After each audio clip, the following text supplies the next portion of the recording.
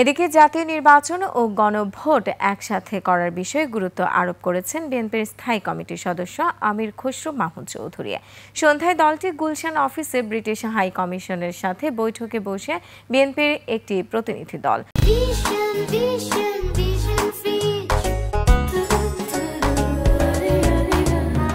বৈঠক শেষে দলটির স্থায়ী কমিটির সদস্য আমির খসরু মাহমুদ চৌধুরী বলেন, বিএনপি শুরু থেকেই জাতীয় নির্বাচন ও গণভোট একসাথে হওয়ার কথা বলে আসছে।